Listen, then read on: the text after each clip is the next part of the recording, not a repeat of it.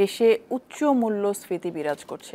এই সময় বিভিন্ন পণ্যে ভ্যাট বাড়ানো অবিবেচক সিদ্ধান্ত বলে মনে করেন অর্থনীতিবিদ দেবপ্রিয় ভট্টাচার্য। শনিবার ঢাকায় এক আলোচনা অনুষ্ঠানে অর্থনীতিবিদরা আরও বলেন, মূল্যস্ফীতির চাপে নিম্ন ও মধ্য আয়ের মানুষ আগে থেকেই বেকায়দায় রয়েছে।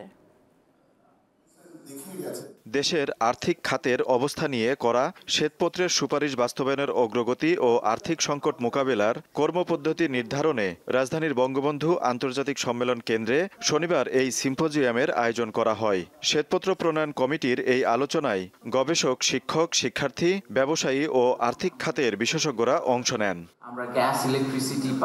বক্তারা বলেন, দেশের অর্থনীতি এখনও স্থিতিশীল হয়নি। বিগত সরকারের লুটপাটের কারণে উচ্চ মূল্যস্ফীতির চাপে সাধারণ মানুষের হিমশিম অবস্থা। IMF 3 বছরে যে পরিমাণ লোন দেয়, রেমিটেন্স তার থেকে 2 মাসের তার থেকে বেশি আসে। অথচ রেমিটেন্স যারা পাঠায় তারা গুরুত্ব নাই, অথচ IMF এর কথা শুনে জনগণের উপর একটা বোঝা চাপানো হচ্ছে। আমাদের দেশ থেকে বিদেশের টাকা পাচার করে নিয়ে আসছে, সেই টাকা কিন্তু ফেরত গেছে।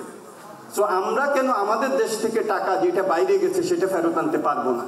এবং সেই জন্য আমরা বলেছি যে বাজেটে যথেষ্ট পরিমাণে এটার জন্য বাজেটারি অ্যালোকেশন থাকতে হবে। ব্যবসায়ীরা জানান, বিভিন্ন কারণে তারা এখন সবচেয়ে কঠিন সময়ের মধ্য দিয়ে যাচ্ছেন। আমরা একটা অর্থনৈতিক অস্বস্তি এবং নিরাপত্তার অভাব বোধ করছি।